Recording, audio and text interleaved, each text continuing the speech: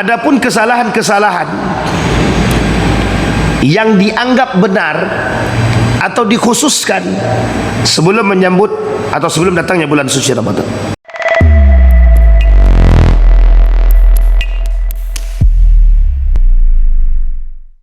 Bapak Ibu sekalian yang berbahagia, puji syukur kehadirat Allah dengan mengucapkan alhamdulillah rabbil alamin, berselawat kepada Nabi dengan mengucapkan Allahumma salli ala Muhammad wa ala ali Muhammad fil alamin innaka hamidum majid. Ya ayuhan nasu taqu rabbakum alladhi khalaqakum min nafsi wahidah wa khalaqa minha zawjaha wa batha minhuma rijalan katsira wa nisaa wattaqullaha alladhi tasaaluna bihi wal arham innallaha kana 'alaikum raqiba. Wa qala Allah Ta'ala Ya ayyuhalladzina amanu taqullaha wa qulu qawlan sadida yuslih lakum a'malakum wa yaghfir lakum dhunubakum wa may yuti'illah wa rasulah faqad faza fawzan 'azima. Nah, Bapak Ibu sekalian yang berbahagia, mudah-mudahan di subuh hari ini Allah limpahkan rahmat dan karunia-Nya kepada kita semua. Allah memberkahi hidup kita, Allah jadikan rumah tangga yang sakinah, mawaddah warahmah, anak-anak yang saleh dan salihah. Semua kita yang hadir insyaallah istiqamah dan husnul khatimah. Amin ya rabbal alamin. Baik Bapak Ibu sekalian yang berbahagia, di subuh hari ini ada hal yang ingin kita coba bahas sebelum datangnya bulan suci Ramadan. Ada hal yang selalu menjadi fokus umat muslim sebelum datangnya bulan suci Ramadan. Ada sebagian di antara para masyarakat hari ini dari dahulu melakukan ritual-ritual khusus sebelum datangnya bulan suci Ramadan, dan ritual-ritual khusus ini hanya dilakukan sebelum datangnya bulan suci Ramadan. Dan oleh sebagian para ulama ini menjadi satu hal yang harus diperhatikan secara serius. Ada beberapa yang kita anggap sebagai satu kesalahan. Bulan suci Ramadan itu adalah bulan yang mulia, bulan yang penuh dengan kesucian, yang amal ibadah ketika itu dilipat gandakan. Jadi amal ibadah yang kita lakukan di bulan suci Ramadan itu semua dilipat gandakan, kecuali yang bersifat syubhat, kecuali yang bersifat sesuatu yang tidak sesuai dengan syariat Islam, atau sesuatu yang memang tidak ada di dalam ajaran Islam, atau kita yang salah fokus dalam memahami maksud daripada euforia Ramadan. Nah, ini penting untuk kita pahami karena banyak sekali kesalahan ini. Kami pernah mencoba menulis beberapa poin-poin penting yang saya tanyakan tuh sama pada para guru. Betulkah, bolehkah kita di bulan suci Ramadan ini melakukan perbuatan-perbuatan seperti ini dan fokus pada itu? Dan kata beliau itu menjadi satu hal yang salah. Sebenarnya bukan salah, tapi tidak tepat. Dari tidak tepat tadi justru bisa menimbulkan kesalahan. Nah, ini yang kita coba angkat di subuh hari ini. Betulkah hal demikian? Nah, Bapak Ibu sekalian yang berbahagia, adapun kesalahan-kesalahan yang dianggap benar atau dikhususkan sebelum menyambut atau sebelum datangnya bulan suci Ramadan, kita coba rangkum dari beberapa hal, dari beberapa literatur. Yang pertama, yang dianggap salah, tapi dilakukan terus-menerus dan sebagian melakukan dianggap benar. Yang pertama adalah mengkhususkan ziarah menjelang Ramadan. Ini ada Pak, ini kita temukan. Ndak afdol puasa kita, Ramadan kita, kalau kita tidak ziarah. Sekarang saya mau tanya dulu sama Bapak Ibu, berbuat baik kepada orang tua itu setiap hari atau sekali setahun? Setiap hari. Apa tujuan kita berziarah? Apa tujuannya? Mengingat kematian, bukan mengingat Ramadan. Jadi orang sekarang ini pahamnya dalam tradisi kita hari ini, kalau sudah mulai banyak yang berziarah, berarti tandanya Ramadan sudah mau dekat. Itu enak untuk melihatnya. Karena sebelum Ramadan ini banyak orang berbondong-bondong menggunakan bis dan lain sebagainya untuk berziarah, baik ke makam orang tua, para wali dan lain sebagainya. Pertanyaan muncul, bagaimana hukum ziarah itu? Disebutkan di dalam Al-Quran, ala fazuruha. Awalnya ziarah ini dilarang, tapi kemudian turun perintah dibenarkan atau diperintahkan untuk berziarah. Itu satu. Dan bagaimana seharusnya hukum ziarah bagi wanita? Berbeda pendapat. Mazhab yang paling ekstrim haram bagi wanita berziarah. Tapi ada mazhab yang lain di antara sekian banyak mazhab yang membolehkan bagi perempuan berziarah asalkan tidak berlebihan atau gulu dalam berziarah. Itu yang kedua. Yang ketiga, kita khususkan, bolehkah apa hukum berziarah sebelum datangnya bulan suci Ramadan?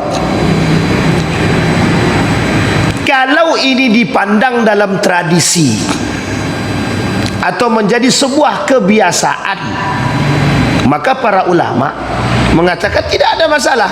Ini sebuah kebiasaan yang baik dalam mengingat kematian. Yang dipersoalkan oleh para ulama, kata Syekh Yusuf Al-Qaradawi, justru mengkhususkan ziarah sebelum Ramadan itu yang menjadi masalah.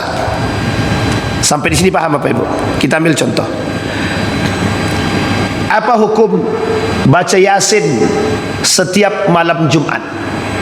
Kamis malam Jumat. Apa hukum baca Yasin? Ini kalau kita kaji dalam kajian teman-teman Salafi dan Wahabi, habis. Tidak ada tuh baca Yasin setiap malam Jumat. Apalagi Muhammadiyah, bid'ah. Sekarang saya tanya, apa hukum baca Yasin di malam hari? Pertama di malam hari dulu. Sunnah membaca Yasin di malam hari, termasuk di malam Jumat. Berarti sunnah apa tidak sunnah? Sunnah kata Nabi. Nabi justru para sahabat itu membaca Yasin atau membaca Al-Quran itu setiap malam. Yasin qit'atan min Al-Quran, bagian daripada Al-Quran. Ini yang harus dipahami. Yang menjadi persoalan yang diharamkan oleh para ulama dalam ulama muasirah dan kontemporer itu, yang diharamkan takhsisul yaum, mengkhususkan membaca Yasin di malam Jumat. Sehingga ketika ada orang yang tidak baca Yasin di malam Jumat, itu menjadi persoalan. Itu yang pertama. Yang kedua, mewajibkan baca Yasin di malam Jumat bagi orang lain. Kalau bagi diri kita pribadi, itu tak jadi soal. Pokoknya aku wajib setiap hari 100 kali istighfar. Wajib pada diri pribadi. Bolehkah? Bolehkah? Tak salahkah tirakat dan riadah, kata para ulama tasawuf. Yang menjadi masalah, anda mewajibkan kepada orang lain. Haram hukumnya Pak. Kecuali dia minta kepada kita, Ustaz, apa bagus kira-kira saya lakukan untuk pegangan saya? Kita sampaikan, bagus Bapak pegang Al-Fatihah, usahakan setiap hari Bapak Al-Fatihah itu 1000 kali misalkan. Bolehkah begitu? Boleh, amal soleh. Siapa bilang tak boleh? Itu amal soleh. Ini kalau dikaji dalam kajian para ulama-ulama terdahulu, tidak ada satupun para ulama terdahulu itu yang tidak punya pegangan dalam hidupnya. Tak ada. Hasan Al-Basri, sangat Pak. Tidak usah jauh-jauh Hasan Al-Basri Pak. Pimpinan pondok pesantren itu rata-rata punya pegangan. Itu rata-rata Pak. Saya punya kiai itu Pak. Ketika kami tanya tuh, Pak Kiai, apa tirakat Pak Kiai? Apa jawaban Kiai kami? Kalaupun saya sampaikan, kalian tidak akan sanggup, saking banyaknya. Yang kedua, Kiai yang kedua, apa tirakatnya? Setiap ada apapun, masalah apapun, baik ada masalah ataupun tidak, Al-Fatihahi. Pernah satu ketika, Bapak Ibu, ini cerita nyata. Satu ketika ada namanya Fannani, Dr. Fannani. Ini cerita nyata. Satu ketika pimpinan pondok pesantren Gontor itu dijanjikan tanah, dan dia lihat tuh tanah. Cuman tanah ini harus dibeli. Apa jawaban dia? Pergi dia ke tempat tanah tuh Pak, di Al-Fatihainya tanah tadi. Ini kalau kita kaji dalam urusan kewajiban, haram nih Pak, mewajibkan sampai ke situ kita tanah nih, kita Al-Fatihah. Ini tirakat Pak. Saking yakinnya pimpinan tersebut, karena sudah menjadi amal soleh dan menjadi sebuah amal bagi diri dia. Apa kata dia? Al-Fatihah dulu aja, ntar juga untuk milik kita. Tak sampai 1 bulan, barang tu diwakafkan kepada dia, tak jadi beli. Coba bayangkan. Itu tirakat Pak. Boleh, boleh, tak ada masalah. Yang menjadi persoalan ketika kita mewajibkan kepada yang lain. Wajib kau pakai istighfar. Atau kita katakan, untuk menaklukkan wanita itu wajib kau baca surat Yusuf, biar tunduk dia. Ini pelet namanya. Sekalipun dengan ayat Al-Quran, itu tetap syirik itu Pak. Sampai di sini paham Bapak Ibu? Maka takhsisus ziarah qabla Ramadan, mengkhususkan ziarah sebelum Ramadan menjadi satu ritual khusus atau mengkhususkan, maka ini yang disebut dengan bid'atun. Tapi menjadi persoalan bagi sebagian kalangan. Kata dia, kan tidak apa-apa kalau kami mengkhususkan sesuatu yang baik. Nah, ini persoalan lagi. Yang menjadi masalah bukan persoalan pada yang baiknya tadi, mengkhususkan sesuatu sehingga meninggalkan generasi. Jika kami tidak berziarah sebelum Ramadan, maka Ramadan kami tidak berkah. Itu yang masalah. Sampai di sini paham Bapak Ibu? Jadi kalau mau ziarah, ziarahlah. Tidak harus taksis Ramadan, tidak harus khusus sebelum Ramadan. Boleh datang setelah Ramadan, boleh datang sebelum Ramadan, atau hari-hari lain silahkan.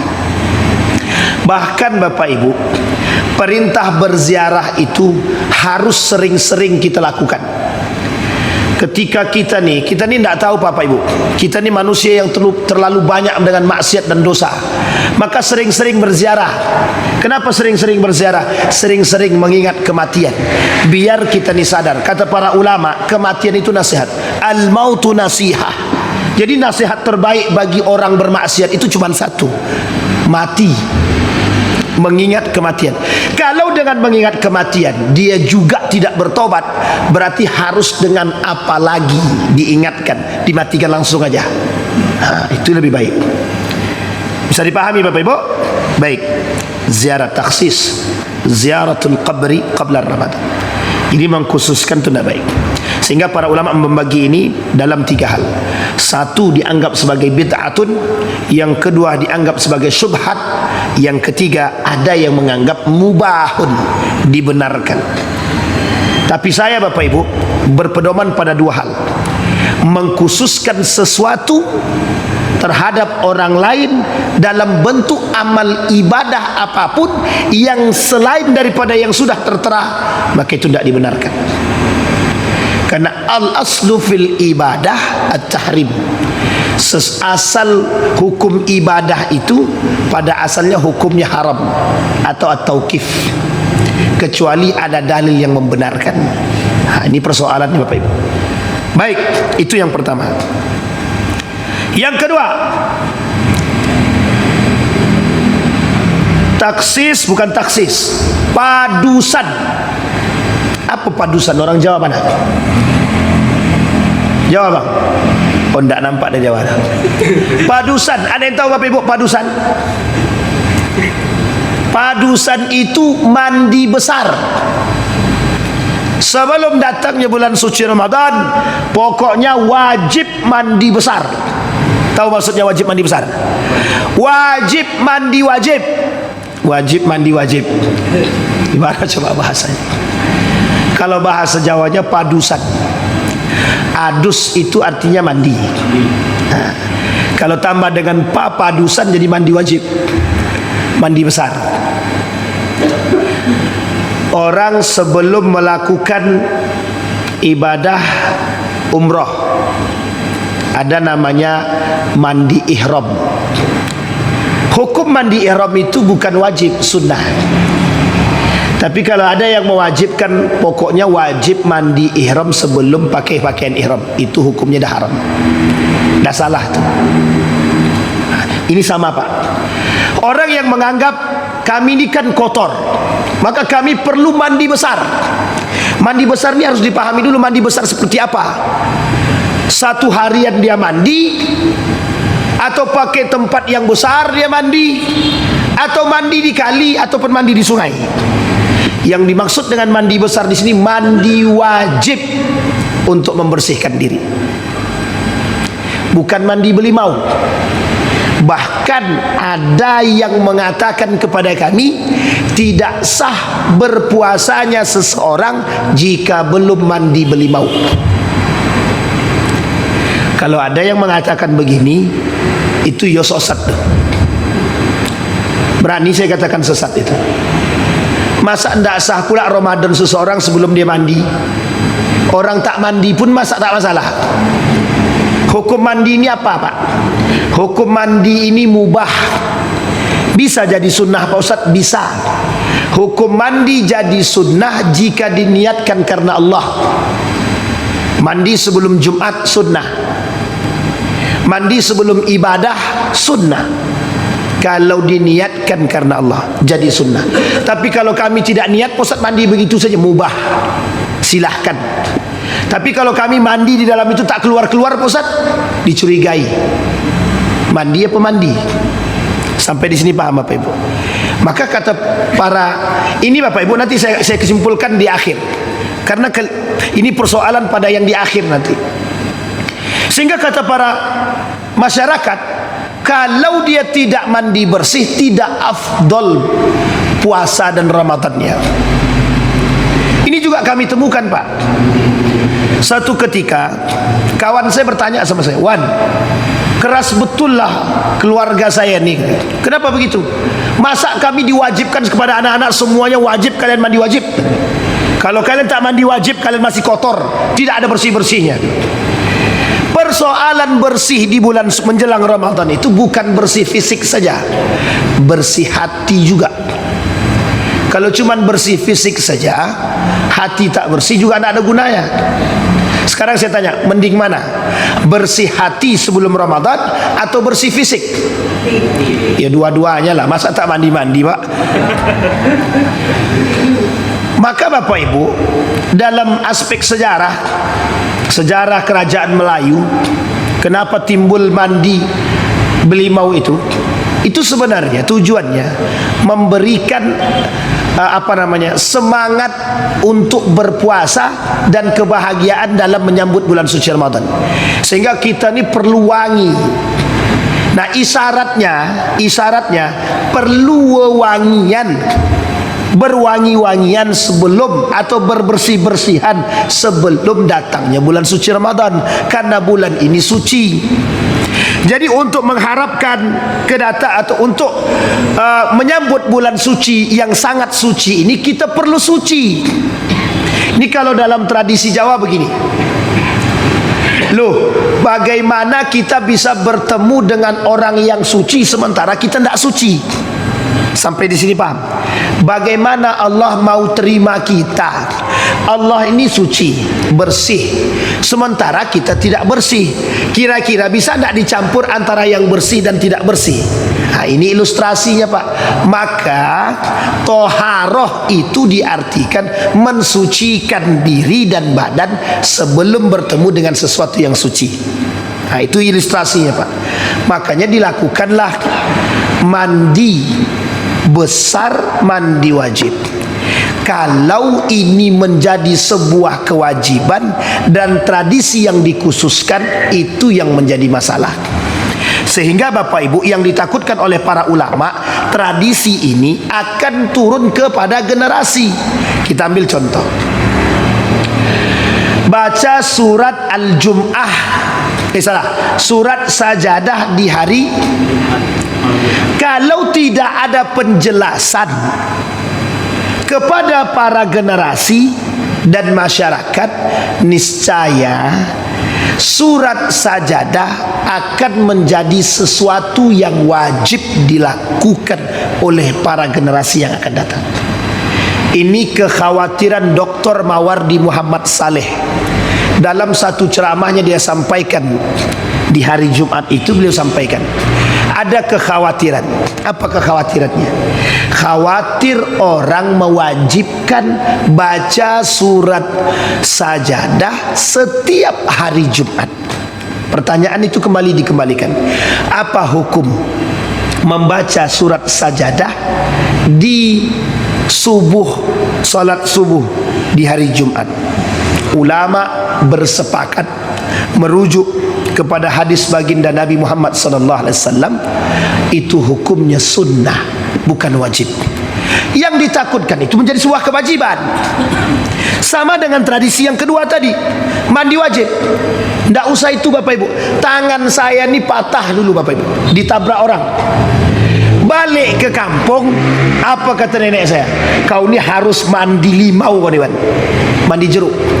Kalau tak mandi jeruk, tak akan pergi setan dalam diri kau ni. Dalam hati saya. Ini Bapak Ibu.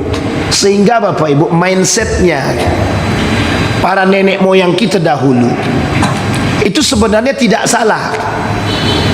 Hanya saja dalam menjelaskan sesuatu kepada generasi setelahnya itu belum tepat dan masih kurang, sehingga pemahaman itu menjadi satu hal yang, mohon maaf, cukup paten, cukup terikat kepada generasi, sehingga ketika mereka tidak melakukan hal tersebut dianggap perbuatan itu salah. Apalagi sampai harus mengatakan tidak diterima puasa kau ni, kalau kau kayak gini tak akan diterima sama Tuhan. Kenapa? Ndak afdol kau ndak mandi wajib, kau ndak mandi belimau. Itu persoalan kita. Bisa dipahami Bapak Ibu? Yang ketiga, mendahului Ramadan dengan berpuasa 1 atau 2 hari sebelumnya. Ini saya mungkin tak kita temukan di Sumatera. Mungkin ada tapi tak banyak. Tapi di Jawa ada. Oh ada? Tidak di sini ada. Di Sumatera ada. Di Kampar Sumatera Barat juga ada tarekat-tarekat yang berpuasa seminggu sebelum bulan suci Ramadan, karena menurut pandangan dia sudah masuk Ramadan. Ini perlu diperhitungkan. Sebelum kita masuk ke sana, saya sampaikan kepada Bapak Ibu secara umum. Untuk melihat bulan hilal Ramadan itu ada 2 cara. Satu, ru'yatul hilal. Apa ru'yatul hilal itu? Melihat bulan. Bisa dengan mata telanjang, agak kesulitan. Orang zaman dulu menengok zuhur itu dengan melihat matahari di atas. Lurus matahari berarti tandanya dah masuk tuh. Mencong agak seperti ini matahari berarti asar. Kalau dah terbenam selesai dah tuh. Sampai di sini paham maksud saya? Ini cara orang dulu, karena waktu itu tidak ada kacamata pembesar. Apa namanya bang? Teleskop. Tidak ada. Lagian pun mau cari duit tak ada. Itu masalahnya sekarang. Maka orang-orang yang di pesisir pantai itu akan mudah melihat hilal pak, dengan mata telanjang. Itu yang dilakukan oleh para sahabat terdahulu, yang dilakukan oleh para tabi'in terdahulu. Sekarang ada alat yang canggih namanya teleskop. Dengan kaca pembesar ditarik ke atas bisa nampak. Oh, bulan itu sudah lewat sikit. Para ulama belum bisa memastikan. Dilihatlah lewatnya ini sudah berapa. Dalam standar OKI, organisasi agama Islam itu, negara-negara Islam itu berkumpul bapak ibu, para ahli fatwanya mengambil standar. Standar yang diambil untuk melihat hilal tadi 0,3. Paham maksudnya? 0,3 atau 3 kalau saya tak salah. Ini agak ragu sedikit, agak lupa juga saya. Sekitar itu pak. Tidak 1, tidak 2. Kenapa? Karena kalau 1 dia masih sangat mepet sekali, belum terlalu kelihatan secara jelas. Tapi bapak ibu sekalian yang berbahagia, standar yang digunakan oleh perkumpulan OKI negara-negara Islam bukan tanpa sebab, hasil ijtihad. Karena menggunakan alat tadi, maka dibuatlah standar 3 bukan 0, 3. Kenapa kok 3? Itu sudah sangat cari aman. Kalau terlalu cepat, takutnya lewat, belum masuk sudah puasa, salah. Ini yang tadi. Yang kedua, takutnya terlalu jauh, 5 misalkan, itu sudah jauh. Kalau sudah 5, itu jaraknya sudah jauh, maka diambillah 3%. Sehingga bapak ibu menjadi persoalan oleh para ulama. Perdebatannya itu di sini. Kenapa kok ada yang duluan puasa? Kenapa kok ada yang terakhir puasa? Tapi dulu dan terakhir ini itu jaraknya hanya 1 hari. Nah ini ada orang yang berpuasa 2 hari, bukan 2 hari, 1 minggu sebelum datangnya bulan Ramadan. Itu dia menggunakan telepon. Serius bapak ibu. Kenapa saya katakan ada hitung-hitungan yang mereka gunakan selain daripada 2 tadi. Dia metode yang pertama itu ru'yatul hilal. Kata Nabi dalam hadisnya itu, melihatnya itu dengan melihat hilal bulan. Kalau tak bisa, dengan metode hisab. Ini urutan. Maka bapak ibu, kalau tidak nampak, maka lengkapilah dengan 30. Melengkapi jadi 30. Sekarang bapak ibu, ada 2 organisasi besar. Yang pertama Nahdlatul Ulama, yang kedua Muhammadiyah.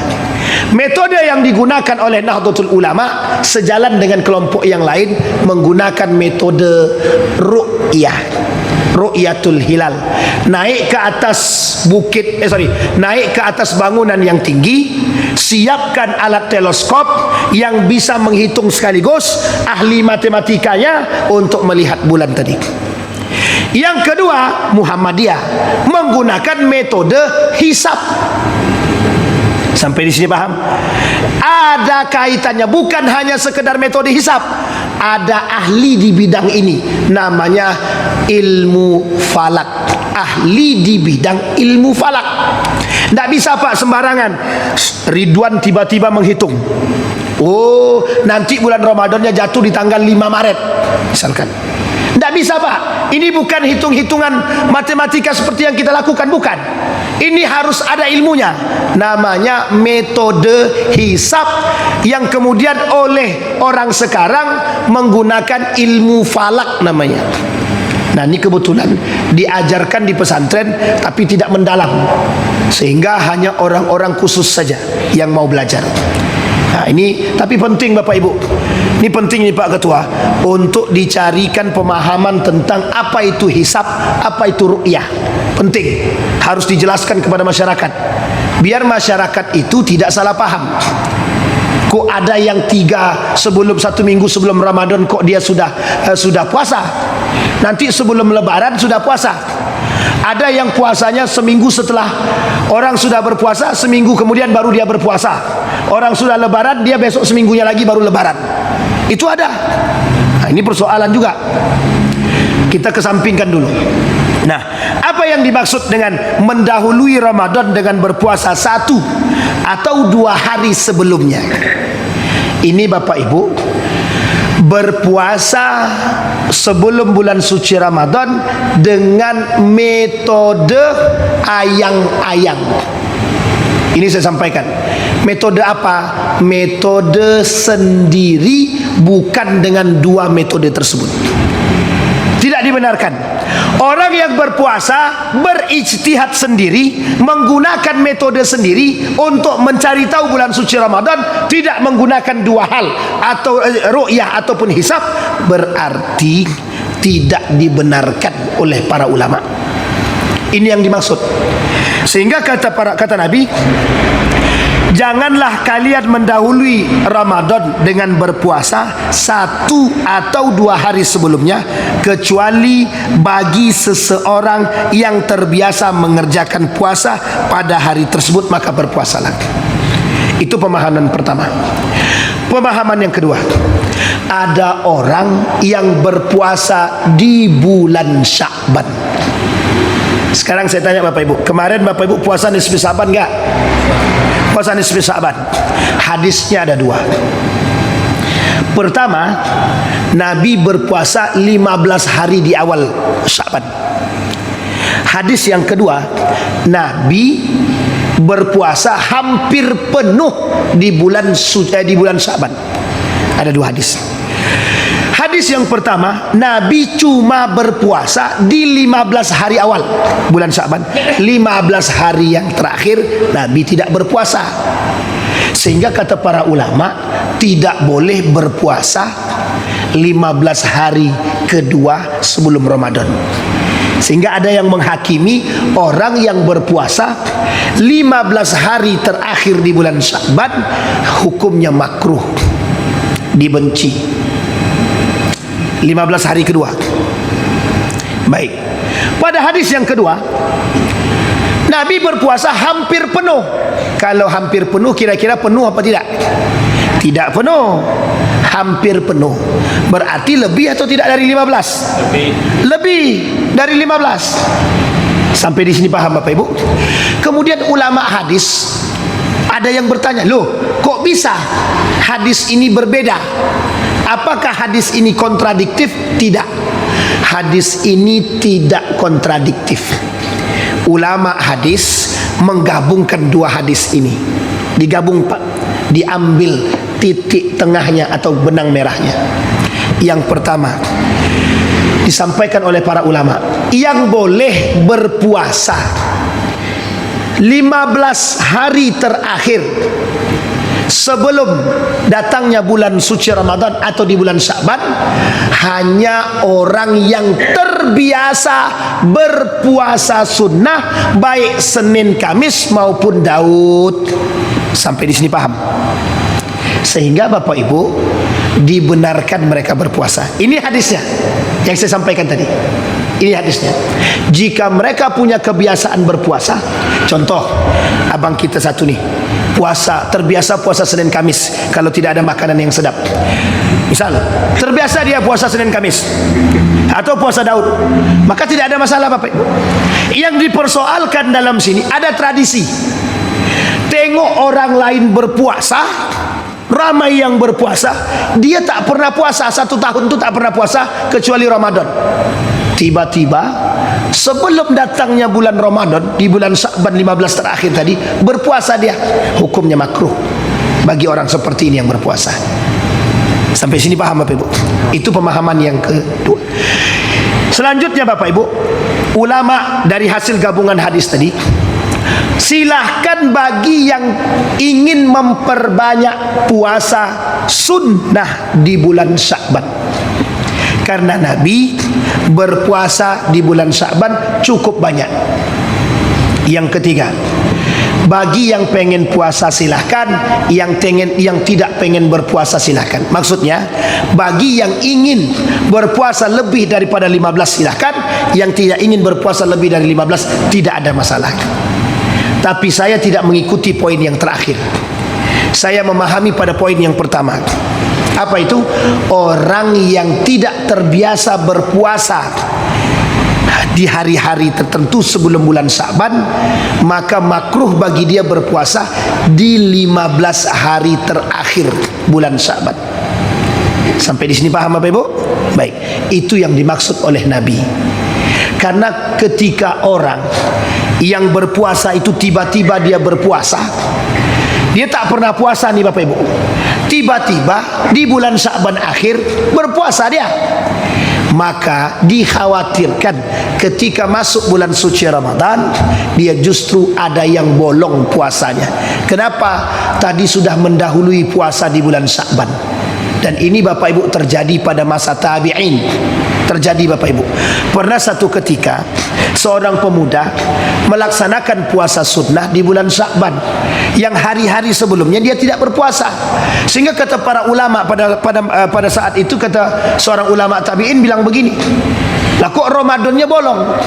Kemarin aku sebelum Ramadan sudah puasa. Itu yang menjadi persoalannya Bapak Ibu. Sehingga dikhawatirkan orang seperti ini belum terbiasa dengan berpuasa. Kalau orang sudah terbiasa puasa Senin Kamis, mohon maaf ya, itu puasa Ramadan itu yang 30 hari, itu hal biasa Pak. Kenapa hal biasa? Karena sudah menjadi sebuah kebiasaan puasa itu. Sampai di sini paham apa? Ini yang ketiga.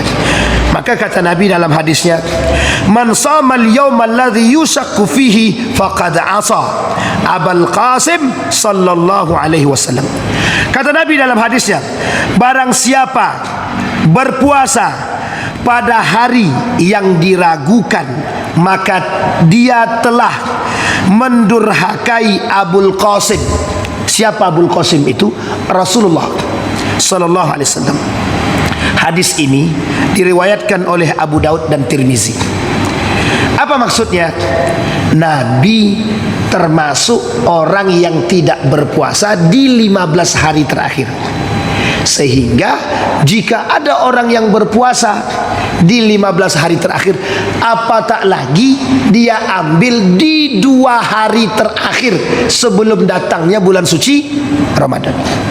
Sekarang pertanyaan muncul, bagaimana kalau kami bayar hutang Pak Ustaz? Bayar hutang itu hukumnya apa? Wajib. Jadi kira-kira wajib apa tidak melunasinya? Tapi kami Pak Ustaz sanggupnya cuma di akhir bulan itu. Itu sebenarnya cari waktu aja.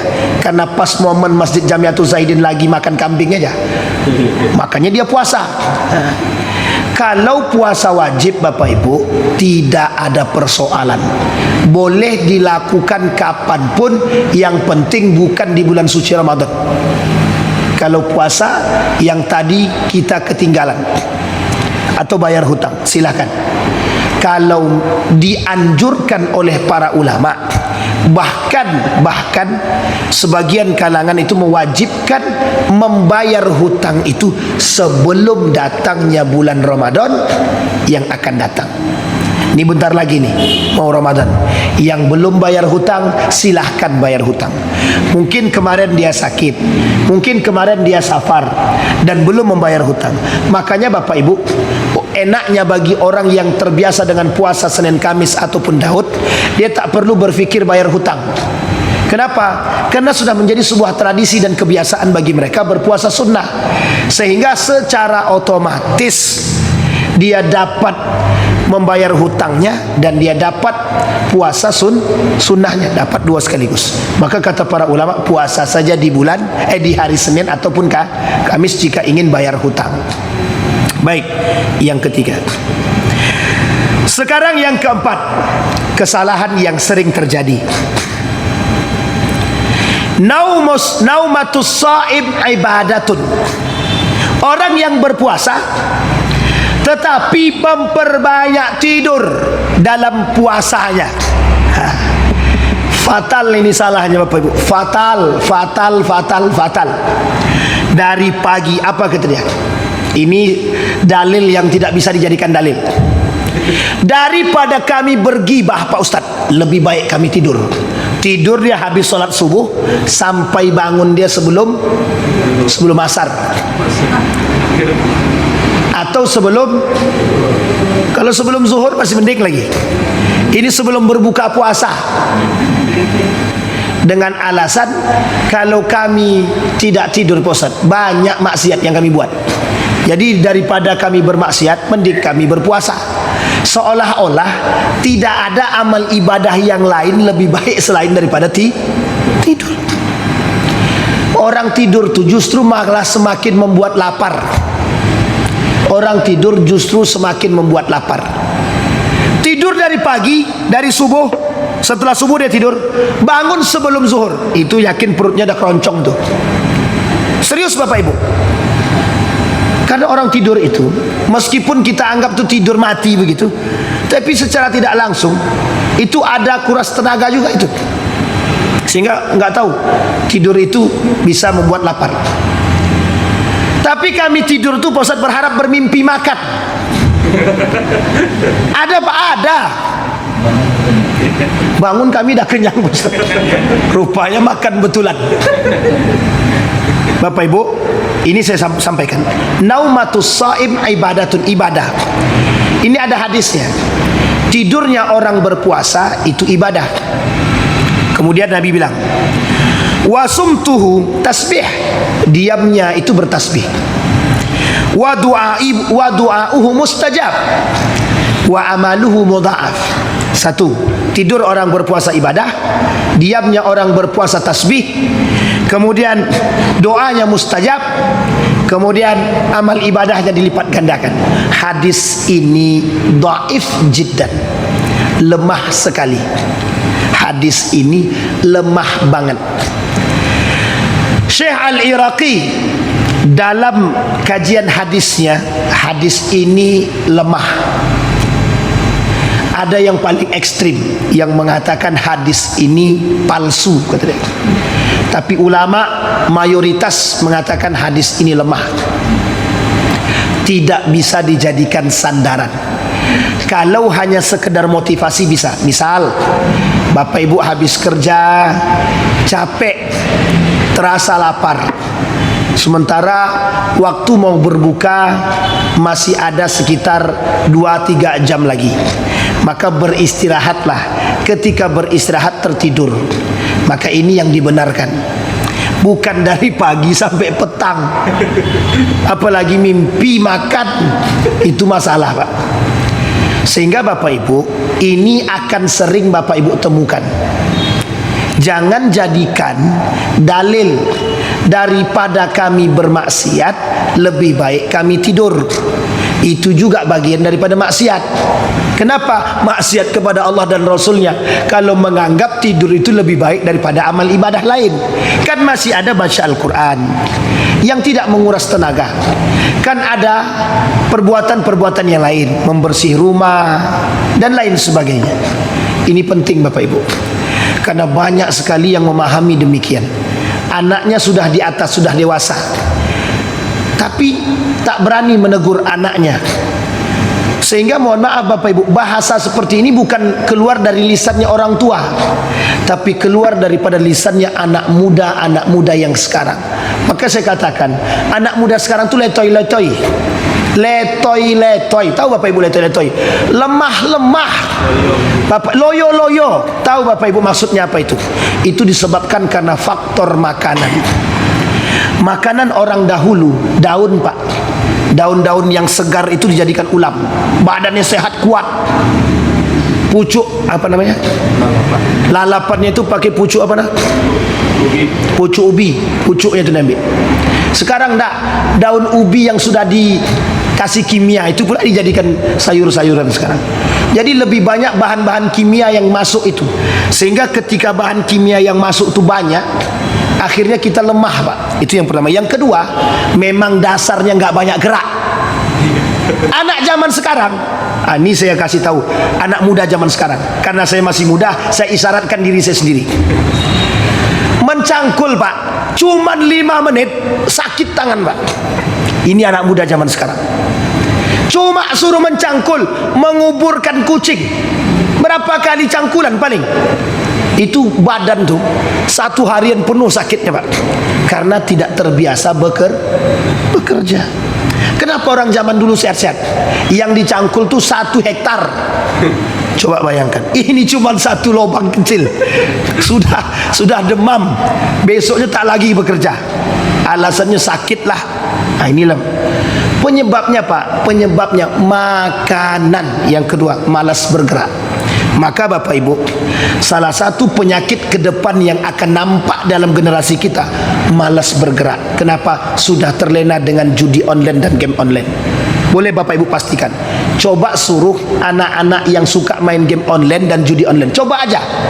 Kalau ada anak kita yang main game online, jangankan suruh mencangkul, nak, tolong ambilkan mak air putih loh. Sedang serius nih mak, sedang serius.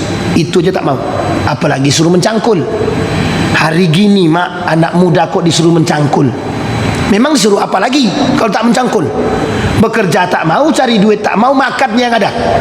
Makan mau, tidur, sekolah. Ini cerita nyata Bapak Ibu, cerita nyata. Baru kemarin sore diceritakan. Jadi Bapak Ibu, kemarin sore itu saya dipanggillah salah seorang dosen. Kata dosen begitu, ada mahasiswa di kampus ini itu yang nunggak bayaran sekolah, berharap dapat dari orang tua. Orang tuanya miskin, tak sanggup bayar Pak, uang sekolah itu tak sanggup bayar. Dikasih solusi sama dosennya, gini aja lah, ini ada produk, Anda jual produk ini, ambillah keuntungannya untuk Anda bayar sekolah. Apa jawabannya? Masa kami jualan Pak? Coba anak mahasiswa sekarang dikasih solusi cari duit tak mau, maunya menikmati saja. Makanya orang tua sekarang stres menghadapi anaknya. Yang kita takutkan ke depan Pak, mati orang tuanya, anaknya bisa apa nih? Itu mendahului Tuhan pula kita ya, na'udzubillah. Tapi melihat karakter anak sekarang begitu. Nah kembali kepada poin tadi. Jadi Bapak Ibu sekalian yang berbahagia, tidak bisa dijadikan alasan memperbanyak tidur itu atau tidur itu ibadah. Tidak. Kalau kita tidur terlewat batas solat tadi, batas solat lewat, justru bukan datang pahala, tapi justru mendatangkan dosa. Ini Bapak Ibu, dalam kitab Takriratus Sadidah, beberapa kali pertemuan saya sampaikan, orang yang tidak solat Bapak Ibu, orang yang tidak solat itu pahala puasanya sama sekali tidak ada. Jadi Bapak Ibu puasa nih, tapi puasanya, solatnya tinggal, sama sekali tidak bernilai puasanya, sama sekali. Jadi dapatnya apa? Letaknya doang, capeknya saja. Rubba saimin laisa lahu min siyamihi ilal ju' wal atas. Ada 5 poin. Salah satu diantaranya yang tidak berpuasa, yang tidak solat. Jadi kalau seandainya tidur dari pagi sampai sore, kira-kira solat zuhur tak tuh? Sampai kemudian dia keluarkan dalil yang kedua, kan kami tertidur Pak Ustaz. Orang yang tertidur itu kalau lewat batas kan tidak menjadi persoalan. Dalil yang kedua dipakainya. Kata Nabi, rufi al-qalam an salatin. Orang yang tertidur salah satunya dimaklumkan kalau dia tertidur melewati batas, itu tidak Pak, tidak berlaku untuk orang yang di bulan puasa yang tidur dari habis subuh sampai asar. Itu bukan, itu tidak berpuasa sama sekali. Sampai di sini paham Bapak Ibu? Tapi kami ingin melatih anak Pak Ustadz berpuasa, makanya kami suruh dia tidur dari pagi sampai sore. Mbok yang mengajari anak itu yang baik-baik, baik-baik, ajarkanlah yang baik-baik. Ada satu kebiasaan yang dilakukan oleh Nabi dalam mengajarkan anak berpuasa, itu kita contoh. Baik Bapak Ibu, itu yang keberapa tadi? Yang keempat. Yang kelima, dia ada 20. Banyak apa tidak? Kalau kita sampaikan semua 20 habis. Puasa tapi tidak solat 5 waktu. Ada apa tidak? Sekarang saya sampaikan. Ini nyata. Tapi jangan ada yang tersinggung ya Bapak Ibu ya. Jangan tersinggung. Karena ini nanti ada kaitannya dalam urusan fikihnya. Ada orang kerja bangunan. Puasa nggak kira-kira mereka? Nggak puasa sebagian. Nggak puasa Pak. Kami tidak sanggup puasa Pak Ustaz. Kalau kami puasa, kami tidak sanggup kerja. Kalau kami tidak kerja, anak kami tak makan. Kalau anak kami tak makan, matilah anak keluarga kami. Sampai di sini paham? Ujung-ujungnya dalilnya adalah kalau mereka tidak makan, mereka akan mati. Akhirnya dalilnya adalah kematian menjadi persoalan untuk tidak berpuasa. Sampai di sini paham? Akhirnya Bapak Ibu, ada hukum yang terbaru keluar. Apa kata para ulama? Apa hukumnya bagi orang yang mencari nafkah khusus bagi kuli bangunan? Khusus bagi kuli bangunan, tidak berpuasa selama 1 bulan atau selama dia bekerja menjadi kuli bangunan. Dipertanyakan Pak, ini seorang kuli bertanya kepada seorang ulama. Dijawablah oleh ulama tadi. Kalau memang ada kaitannya dengan kehidupan dan kematian, maka dibenarkan. Dibenarkan di sana sini. Nanti setelah puasa ganti. Sampai sini paham apa Ibu? Ini sudah difatwakan. Pernah saya baca fatwa ini, pernah Pak. Sudah difatwakan. Persoalannya adalah kemana kita sebelum bulan puasa? Kalau memang ternyata kondisi yang menyebabkan demikian, mungkin tidak ada persoalan dengan fatwa tadi Pak. Tapi ada orang yang sengaja mencari alasan untuk tidak berpuasa. Mohon maaf Bapak Ibu, mohon maaf. Masih sanggup. Sehingga bisa kita atasi, bisa. Kerja di malam hari. Kerja di malam hari. Sehingga di siang hari kita berpuasa. Yang uniknya lagi, kalau kita kerjanya berat-berat begitu, mohon maaf, bukan puasa saja yang kita tinggalkan Pak, sholat pun tinggal. Sehingga yang tadi saya sampaikan, orang yang tidak sholat, berpuasa, dia tidak ada gunanya Pak. Cuman capeknya doang, lebih baik dia tidak berpuasa. Ini bahasanya nih, lebih baik tidak berpuasa, karena tidak ada gunanya.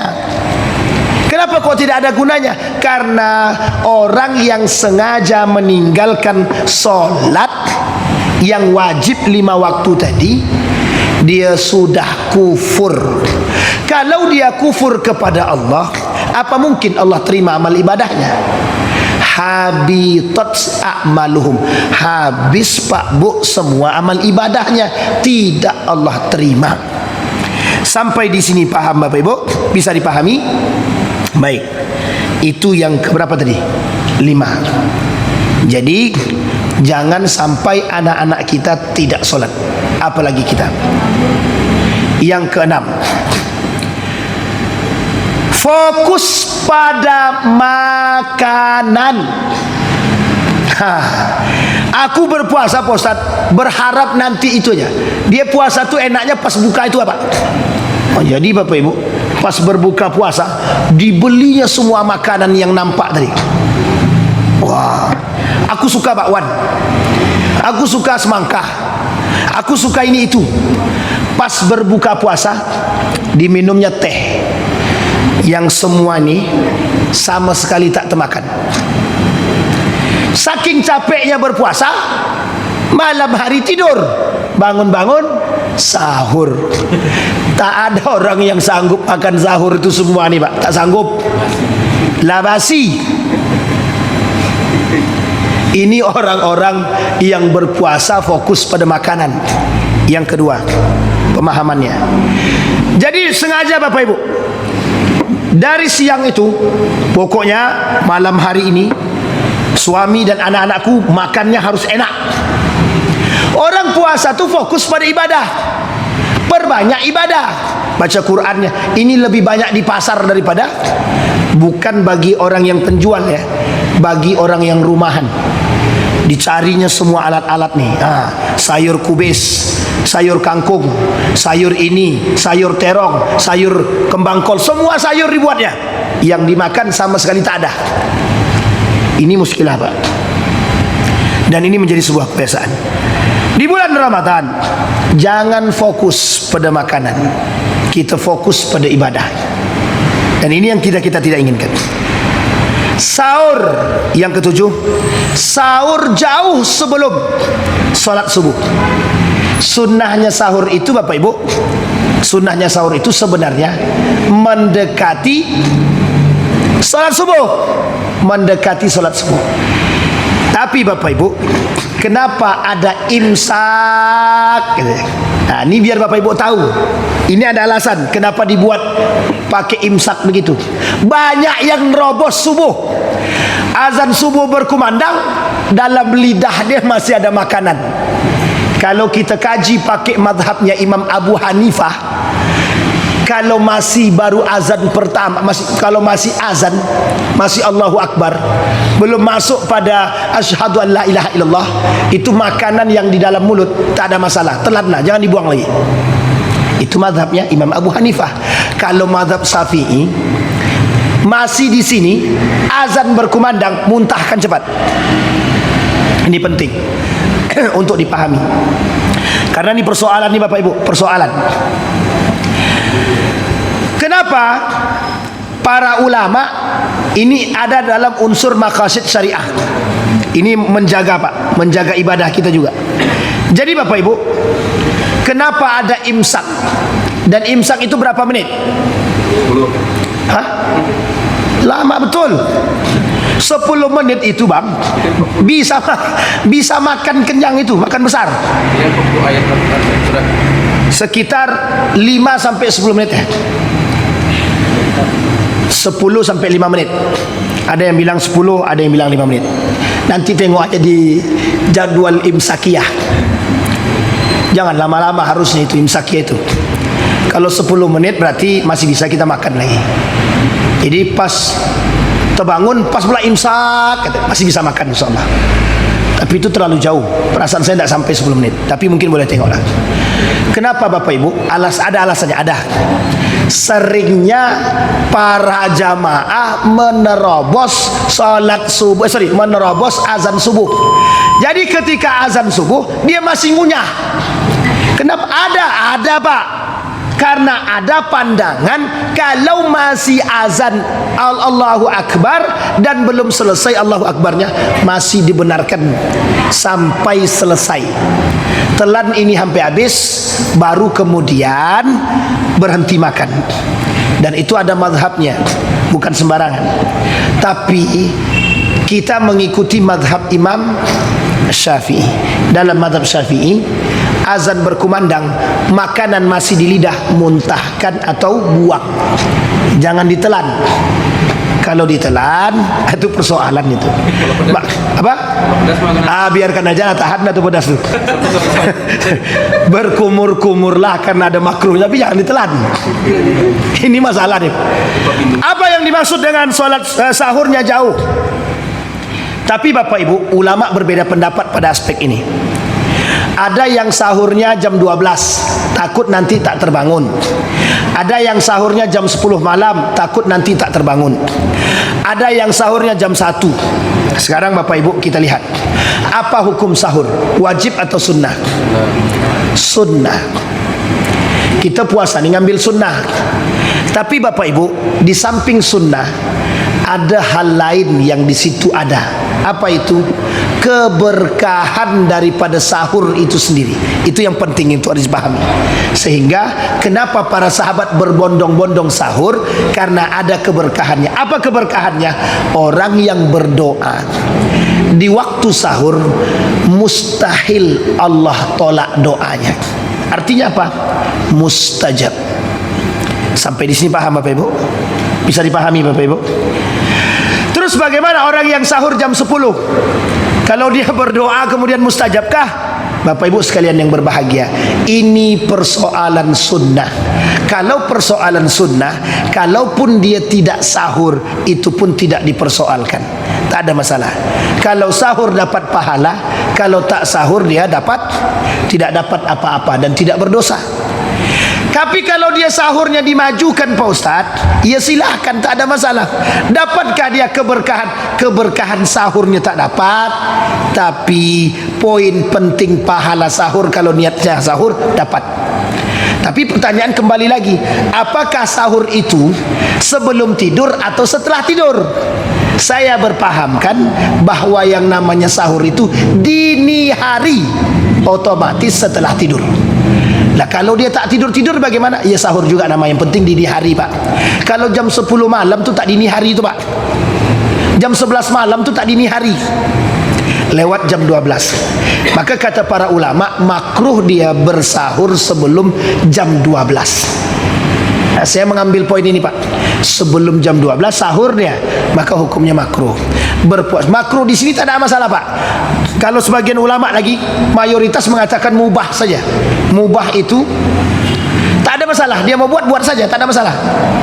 Nah, yang mendapatkan pahala dan sunnah tadi yang sahur di waktu dini hari, terbangun dia. Nah, sahur dia dapat dia dua keberkahan, dapat dia dua keutamaan. Satu pahala sahur, yang kedua keberkahan ketika sahur tadi. Yang ketiga, doa dia tidak tertolak. Dan orang yang berdoa Bapak Ibu di waktu sahur, Allah kabulkan. Allah apakan Bapak Ibu? Kabulkan. Tapi kami ibu-ibu Pak Ustaz sudah bangun jam 2 malam karena memasak dulu Pak Ustaz. Pahala buat Bapak Ibu, buat ibu-ibu, jihad itu untuk anak keluarga, anak istri, jihad untuk anak dan suami. Nah, yang dibangun tak bangun-bangun Pak Ustaz, siram pakai air. Saya kira itu Bapak Ibu sekalian yang berbahagia. Ada apa? Ibu-ibu yang pengen mencicipi makanannya pas puasa. Bagi ibu-ibu yang ingin mencicipi makanan silahkan. Telan boleh Pak Ustaz? Bukan begitu soalnya. Ini poin penting nih. Kena ibu-ibu belakang dada. Sengaja abang ni bertanya sebenarnya, biar ibu-ibu tu dapat gitu. Mazhab Syafi'i ditaruh di ujung lidah. Di ujung lidah, Pak. Di ujung lidah.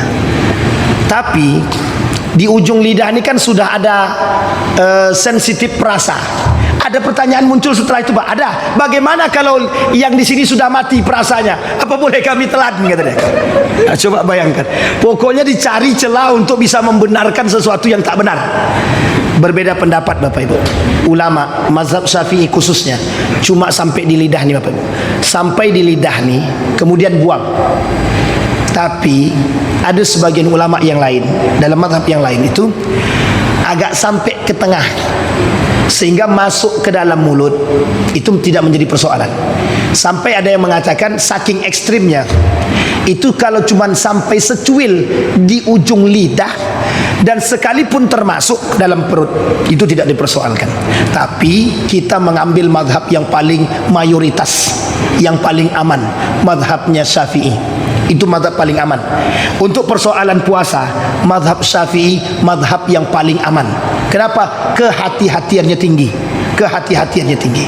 Maka ibu-ibu silahkan taruh makanan itu, bukan makanan atau apa yang dibuat itu, taruh di ujung lidah. Di ujung lidah pas. Kemudian setelah itu buang, jangan ditelan.